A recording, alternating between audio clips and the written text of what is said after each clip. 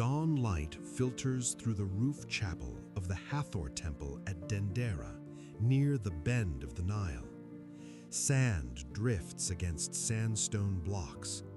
High on the ceiling of a small chamber dedicated to Osiris sits a circular bas-relief carved directly into the stone.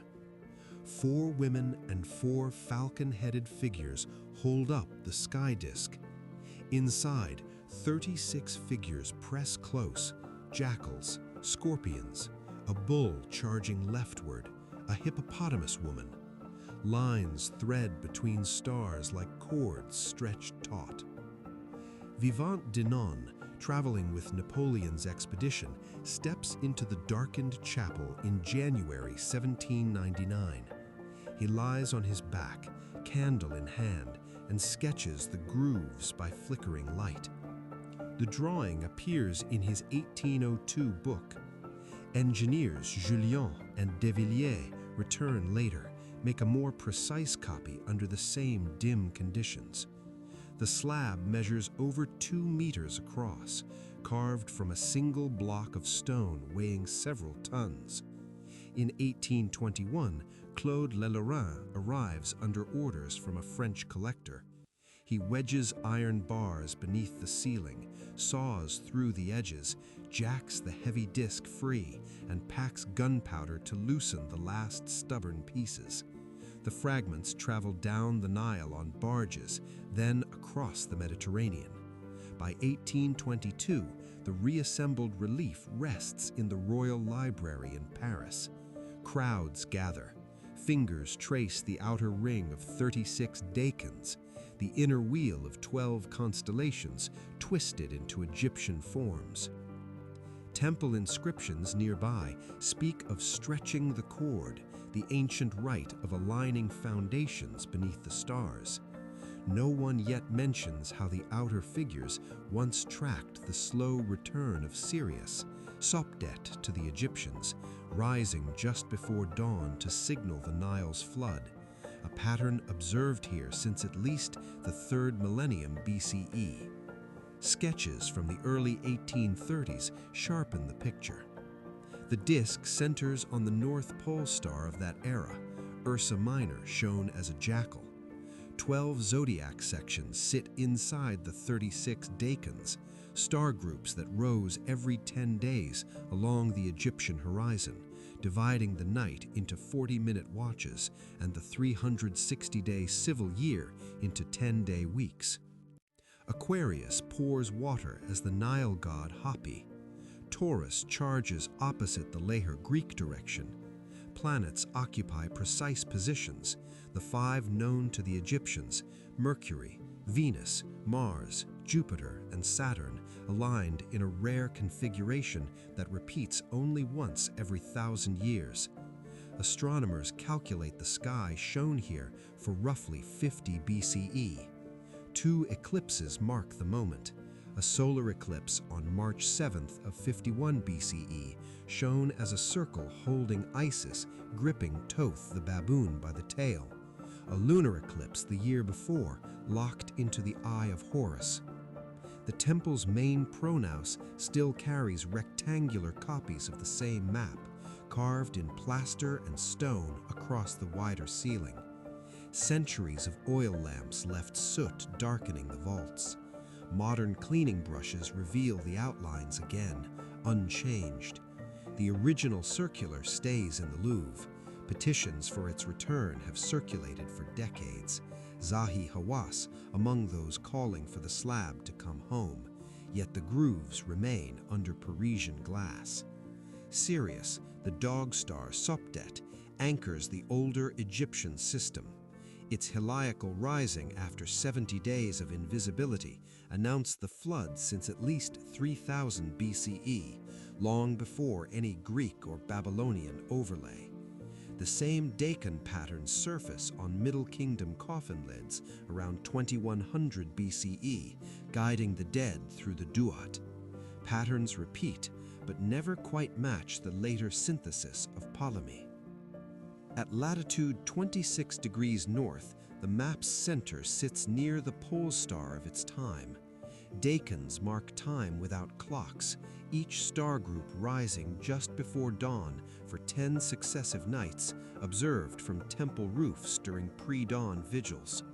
Temple axes at Dendera follow stellar cues documented in foundation texts. Earlier still, pyramid texts from the reign of Pepi I around 2300 BCE list star groups guiding souls through the night sky. Coffin lids from the Middle Kingdom carry identical decans, the same 36 figures etched in paint and relief. The animals themselves, scorpion, birdman, hippo, appear in tomb reliefs near Abydos by 3000 BCE. Quarry records and astronomical retrocalculation tie the carving to the late Ptolemaic period, yet the knowledge it encodes predates both Hipparchus in 130 BCE and Ptolemy's great synthesis a century later. Priests chose the figures from the world they knew: Nile hippos for the flood's return, scarabs for the sun's daily return, not imported myths. The temple itself was finished under the Roman Emperor Tiberius, but the Osiris chapel ceiling was already old when Rome was still rising. No single inventor, just observers, night after night, recording what rose above the floodplains. Jean-François Champollion, after deciphering hieroglyphs in 1822, stands before the slab in Paris and dates it correctly to the Greco-Roman era, correcting earlier guesses that had stretched it back thousands of years to fit biblical timelines. Other scholars had proposed 14,000 years or more. The stone quietly contradicted them all. Standard zodiac charts from Babylon and Greece move one direction across the sky. This one arcs the other way, bound to the Nile's rhythm and the Egyptian decans.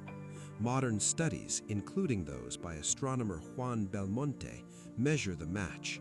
The 36 decans align far more closely with ancient Egyptian star lists than with Hellenistic skies.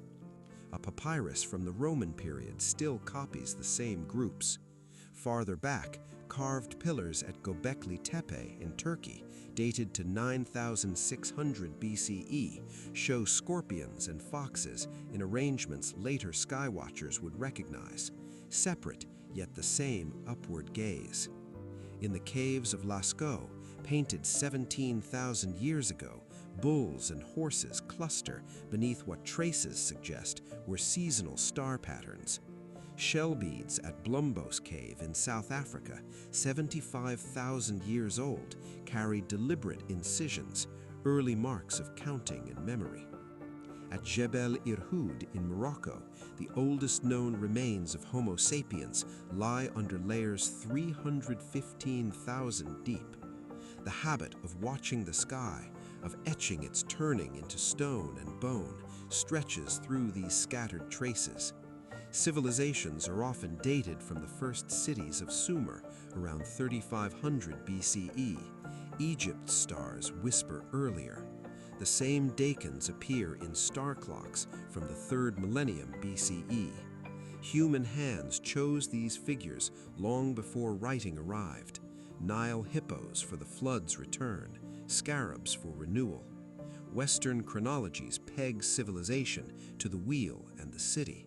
The quiet continuity of star figures suggests the mapping began with the first steady observers, copying, adapting, etching the wheel across millennia.